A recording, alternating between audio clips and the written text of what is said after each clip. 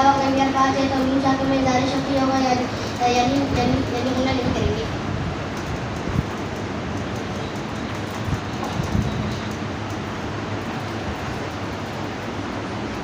عارضی زیر کسے کہتے ہیں؟ منقاہ میں بعد علی سے شروع ہوتی ہے اور علی پر کوئی حرکت نہیں ہوتی. علی پر دو نگاہ میں پڑھتے ہیں وہ عارضی ہوگی جیسے واضح حرکت ہوگی جیسے کہ جی کے نیچے علی کے نیچے زیر عارضی ہے. مد عارض کب ہوگی؟ مدہ کے بعد عارضی سکون ہو یعنی وقت جیسے کوئی ساکن ہو جائے تو مد عارض ہوگی. مد لازم اور مد لین لازم کو کتنا کھینچ کر پڑھیں گے؟ مد لازم اور مد لین لازم کو 3 ایلیمنٹ 6 بات کی مقدار سے کھینچ کر پڑھیں گے. را کو باریک پڑھنے کی صورتیں بتائیں. را کے نیچے زیر یا دو زیر اور ساکن سے پہلے آئے سے پہلے میں اور ساکن سے پہلے آئے ساکن ہو تو سب کو را کو باریک پڑھیں گے. امالہ کی را کو کس طرح پڑھیں گے؟ را کو اردو کے لفظ کپڑے کی را کی طرح پڑھیں گے یعنی نہیں بلکہ رے پڑھیں گے.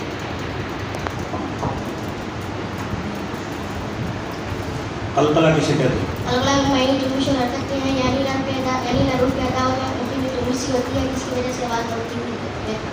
نون ساکن اور تنوین کے کتنے قاعدے ہیں کون کون سے؟ نون ساکن اور تنوین کے 4 قاعدے ہیں اور وہ یہ ہے اظہار، اخفاء، ادغام، اخلاق. تنوین کسے کہتے ہیں؟ 2 زبر 2 زیر 2 پیش کو تنوین کہتے ہیں. تنوین نون ساکن ہوتا ہے جو کلمے کے آخر میں آتا ہے اس لیے تنوین کی بات نون ساکن پر ہوتی ہے.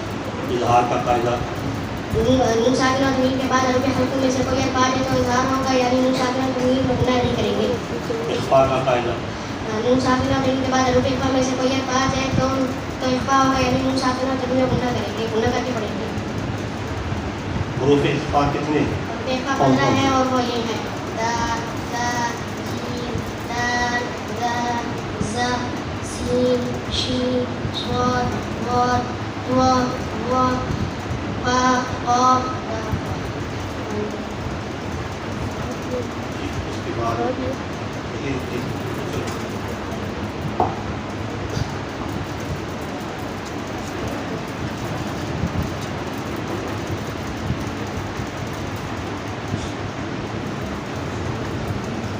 مشدد حروف کو کس طرح پڑھیں گے؟ مشدد حرف کو 2 مرتبہ پڑھیں گے. ایک مرتبہ اپنے سے پہلے والے متحرک حرف سے ملا کر اور دوسری مرتبہ خود اپنی حرکت کے مطابق ضرور کر.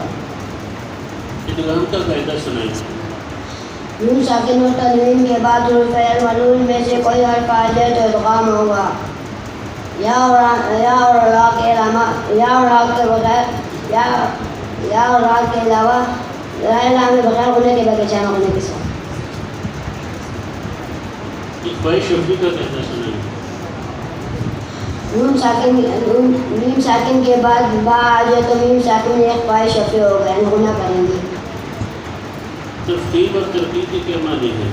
تفخیم کے معنی حرف کو اوپر پڑھنا اور ترقیق کے معنی حرف کو باریک پڑھنا ہے. الف کو کب پر پڑھیں گے اور کب باریک پڑھیں گے؟ الف سے پہلے پر حرف آ جائے تو الف کو پر اور باریک حرف آ جائے تو الف کو باریک پڑھیں گے.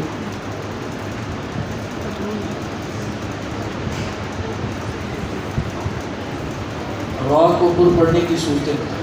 را پر زبر یا پیش ہو, را پر 2 زبر یا 2 پیش ہو, را پر کھڑا زبر ہو, را ساکن سے پہلے حرف پر زبر یا پیش ہو, را ساکن سے پہلے حرف زیر ہو, را ساکن سے پہلے زیر دوسرے کلمے میں ہو, را ساکن کے بعد حروف مصالحہ ہو تو ان سب صورتوں میں را کو پر پڑھیں گے. مد کی کتنی قسمیں ہیں اور کون کون سی؟ مد کی 6 قسمیں ہیں اور وہ یہ ہیں مد متصل, مد منفصل, مد لازم, مد لین لازم, مد عارض, مد لین عارض. مد لازم اور مد لین لازم کو کتنا کھینچ کر پڑھیں گے؟ مد لازم اور مد لین لازم کو 3 الف یعنی 6 حرکات کی مقدار تک کھینچ کر پڑھیں. دنیا بنیان سبحان اور عنوان کے نون ساکن کون سا قاعدہ لاگو ہوگا؟ ان 4 کلمات میں نون ساکن کے بعد حروف المعلول ایک کلمے میں آنے کی وجہ سے ادغام ہے بلکہ ظاہر مطلق ہوگا اس لیے ان کلمات میں غنہ نہیں کریں گے. مد عارض اور مد لین عارض کو کتنا کھینچ کر پڑھیں گے؟ مد عارض اور مد لین عارض کو 1 2 3 الف یعنی 2 4 یا 6 حرکات کی مقدار تک کھینچ کر پڑھیں گے.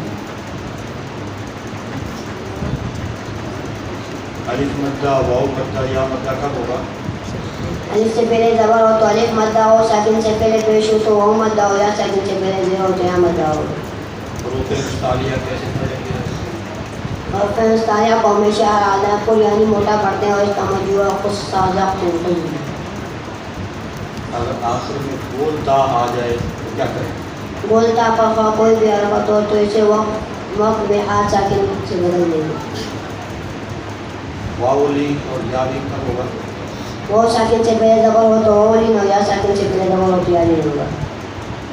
بات کا قاعدہ سنا. نون ساکن اور تنوین کے بعد حروف اخفا میں سے کوئی حرف آ جائے تو اخفا ہوگا، یعنی نون ساکن اور تنوین میں غنہ کر کے پڑھیں گے.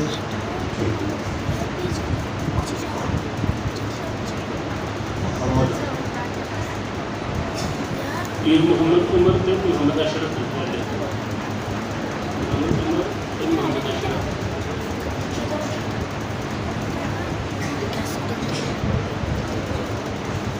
الف کو کب موٹا اور کب باریک پڑھیں گے؟